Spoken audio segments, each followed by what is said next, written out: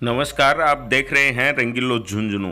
देश का बजट पेश हो चुका है, लेकिन जिले भर के किसानों के मायूसी ही हाथ लगी है।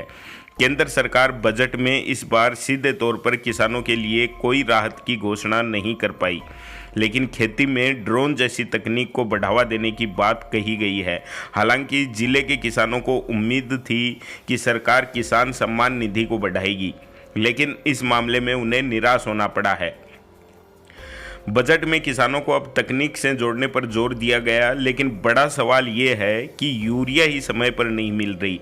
किसान इस समय यूरिया संकट का सामना कर रहे हैं और यह उनके लिए कोई नई समस्या नहीं है। हर साल उनके सामने यह संकट खड़ा होता है, लेकिन उसके समाधान की जगह सरकार ने अब किसानों को ड्रोन के सपने दिखाए हैं। हालांकि इससे जिले के किसानों को कोई फायदा नहीं होने वाला है। जिले में 3 लाख में से अधिकांश किसान छोटे व मध्यम श्रेणी के हैं। ये किसान बहुत छोटी जमीनों पर खेती करते हैं और परंपरागत खेती को बढ़ावा देते हैं। बजट में कहा गया है कि फसल का मूल्यांकन करने, भूमि अभिलेखों के लिए डिजिटलकरण, कीटनाशकों और पोषक तत्वों के छिड़काव के लिए किसान ड्रोन के उपयोग को बढ़ावा दिया जाएगा।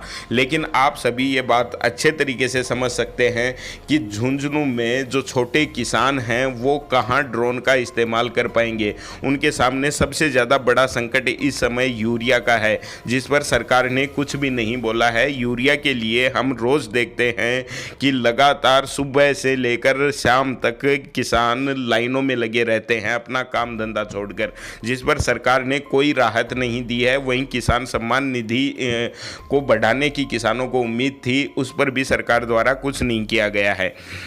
बीजेपी इस बजट को किसान हितैषी बताती है, वहीं विपक्ष की जो पार्टियां हैं वो इस बजट को नकारा करार दे रही हैं।